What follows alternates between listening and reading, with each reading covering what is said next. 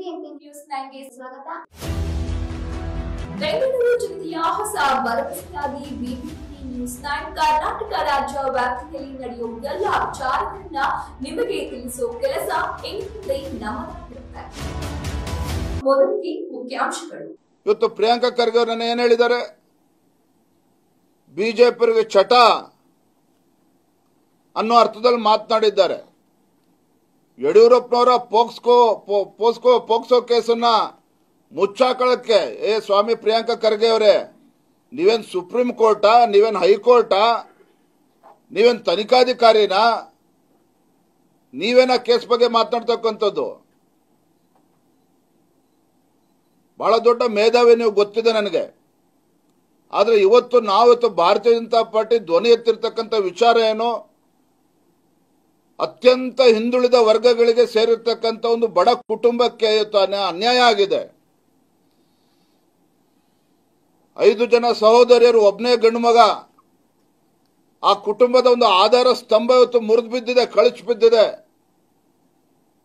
ನಿಮ್ಮ ರಾಜಕೀಯ ಪುಡಾರಿಗಳ ಕುಮ್ಮಕ್ಕಿನಿಂದ ಆತ್ಮಹತ್ಯೆ ಮಾಡಿಕೊಂಡಿದ್ದಾರೆ.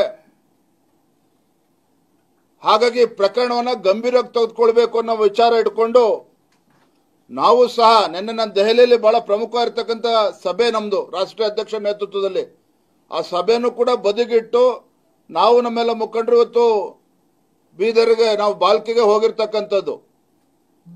ಹಾಗಾಗಿ ಯಾಕೆ ನಾವು ಪ್ರಿಯಾಂಕಾ ಖರ್ಗೆ ಆಗಲಿ ಘಟನೆ ಬಗ್ಗೆ ಬಿಗಿಯಾಗಿ ತೆಗೆದುಕೊಂಡಿದ್ದೇವೆ ಅಂತ ಹೇಳಿದ್ರೆ, ರಾಜು ಕಪ್ನೂರ್ ಏನಿದ್ದಾನೆ ಖರ್ಗೆ ಕುಟುಂಬಕ್ಕೆ ಪರಮಾಪ್ತ,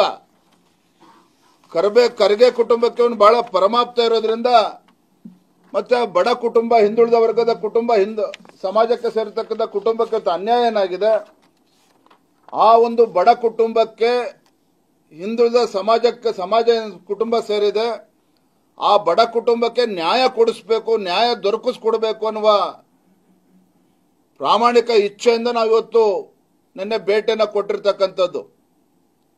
ಏನ್ ಹೇಳಿದ್ದಾರೆ ಡೆತ್ ನೋಟ್ ಅಲ್ಲಿ? ಸಚಿನ್ ಪಾಂಚಾಳ್ ಅವರು ಡೆತ್ ನೋಟಿನ, ಸೂಸೈಡ್ ನೋಟಿನ ಮೂರನೇ ಪುಟದಲ್ಲಿ ಹೇಳ್ತಾರೆ, ಈ ಟೆಂಡರ್ ಮಾಡಿಕೊಡಲು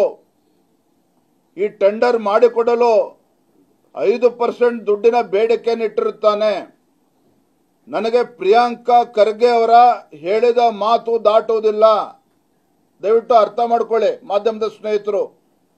ಯಾರು ರಾಜು ಕಪ್ನೂರ್ ಅವರು ಹೇಳಿರ್ತಕ್ಕಂಥದ್ದು ಏನಪ್ಪಾ ಅಂತ ಹೇಳಿದ್ರೆ, ಸಚಿನ್ ಪಾಂಚಾಳ್ಗೆ ನಾನು ಏನೇ ಹೇಳಿದ್ರು ಕೂಡ ನನ್ನ ಮಾತನ್ನ ಮೀರೋದಿಲ್ಲ ಪ್ರಿಯಾಂಕಾ ಖರ್ಗೆ ಅವರು,